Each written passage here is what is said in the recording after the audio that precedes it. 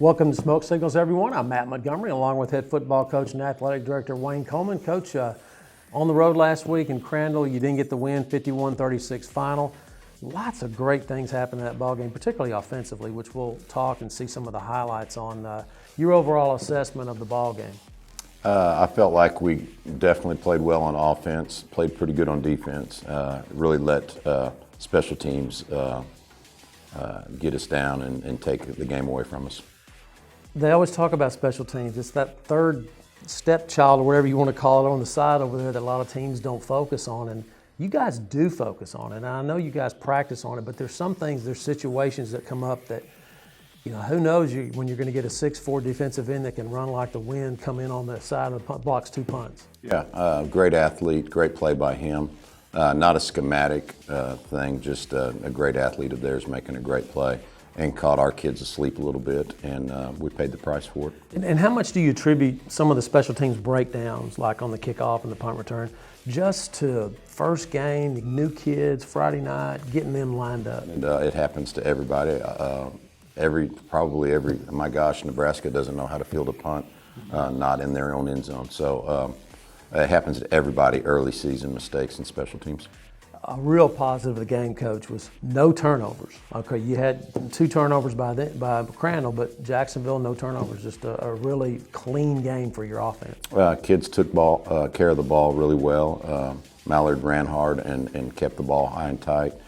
He did a good job, and our receivers won a couple contested balls. So we keep doing that, we'll be okay. Some of the penalties that occurred, and you explained that to me as far as why Jacksonville had the lineman downfield penalty a few times that kind of killed some plays. How do you correct something like that? Is that just a mechanical thing, a correctable error? I mean, do you adjust your offense in any kind of way? You can do some things. The main thing, train your linemen up. They're playing with a different quarterback now. We had a pure pocket passer in Patrick the last couple of years, and now you've got Ryan back there that likes to scramble and make plays with his feet. And when he's doing that, the linemen have got to make sure that they're aware of this kid isn't really going to stay in the pocket and throw every time. He's going to get out of the pocket and make big plays. Coach, the mentality of this team really impressed me. The way they were down 16-0. And I mean, and then it didn't faze them. I could tell on the sidelines there was a mood, if you will, of kids just not panicking. Everybody calm, do your job, and you just crawl back into it. You're down 30-15 at the half, and you got 30-29, and you're thinking, and then they pulled away. But you had to feel good about, after being down 16-0, to come back like that. No, I thought the kids held their composure, never really faltered. They put themselves in a position there in the third quarter to make a run, made some plays, made a play on the special teams, recovered the kick. So the same thing that was putting us behind in the game, the special teams, helped us get back in the game. Yeah. So there's ebb and flow in a game, and we've got to get to the point where we're more steady in the special teams unit, and I think our offensive defense can help us with the rest of it. Well, there was a lot of highlights in this ball game. Let's take a look at some of the highlights from Jacksonville versus Crandall. What a powerful run here by your junior quarterback, McCown. And there he goes out of the pocket and making plays. He's got feet. He's got a great awareness of the game. That was the first score, and then here's senior linebacker Darian Hinton with a sack. Darian had a great first game. He's really taking control of the defense and leading our kids on the defensive side. And this is what you talked about, what Ryan McCown brings to the table. Look at how he moves the pocket and finds Taylor for the score. Well, you can tell he's had a lot of good training. You know, he comes from a good quarterback bloodline. He's been working these feet since he was a little boy. And there's another one. He's doing it again right there.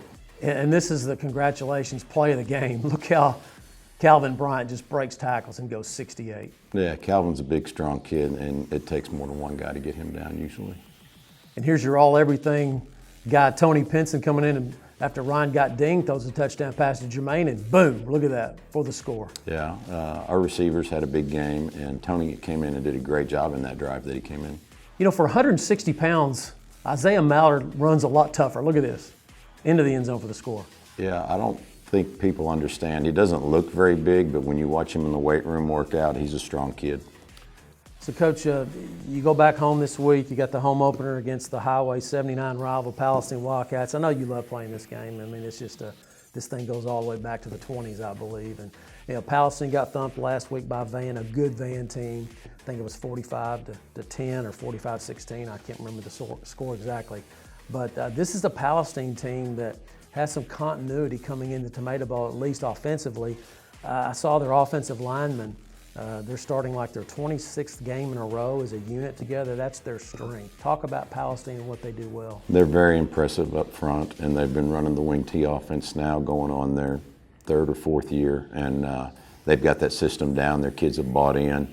They're not going to turn the ball over. They take care of the football, and they're explosive. You're going to watch the game and see them go 2 yards, 2 yards, 2 yards, and then boom, they're going to crank off a 50-yard run. And they're very patient.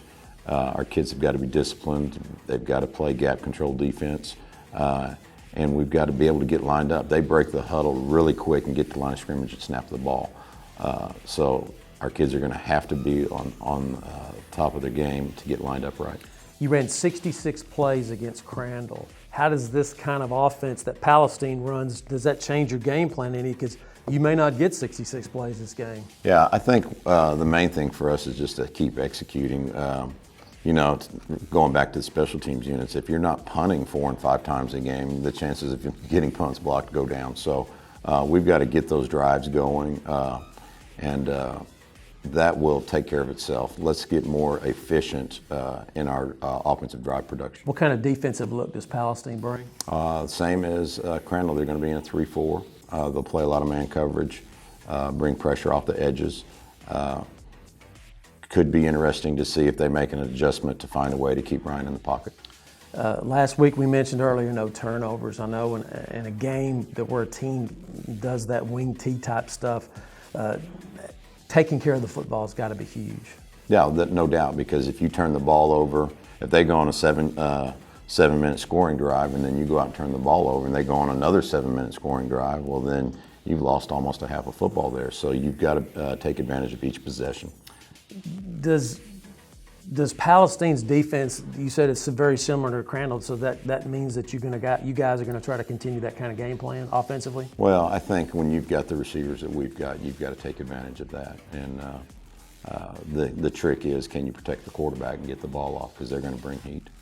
6 different receivers last week caught the football for Jacksonville, and boy, it feels good to know that you've got that many weapons in the offense. And clearly, Isaiah Mallard is a running back that you have not had since you've been here in your 7 years in Jacksonville. And just to have that kind of offensive output last week, going into this week 2, without getting the win last week, it does have to bring more confidence to your team. I think our kids have got a lot of confidence, and they know game 1 always exposes your weaknesses, and the greatest improvement in the entire season is between game 1 and game 2.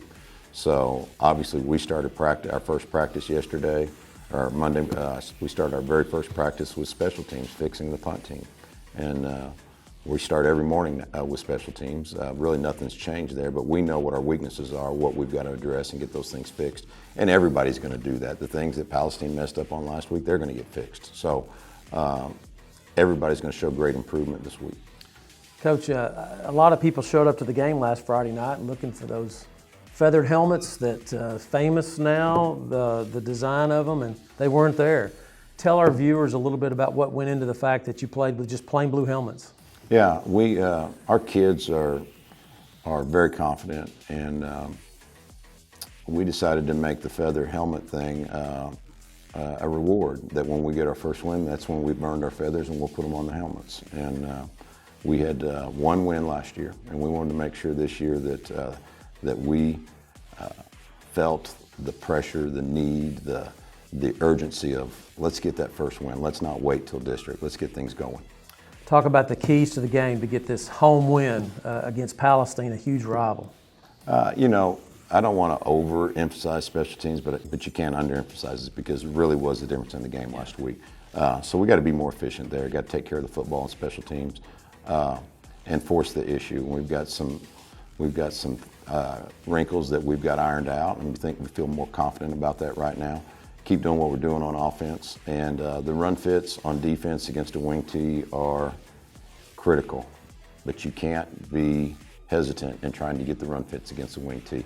It's an attacking, running offense, and you have to attack it back on defense. So our kids have got to be really aggressive on defense. Well, it's Jacksonville versus Palestine, and a renewal of the Highway 79 rivalry will be online at 6:45 at jhs-sports.com. Hope to see you at the ballgame at Tomato Bowl Friday night, kickoff at 7:30. For head coach Wayne Coleman, I'm Matt Montgomery.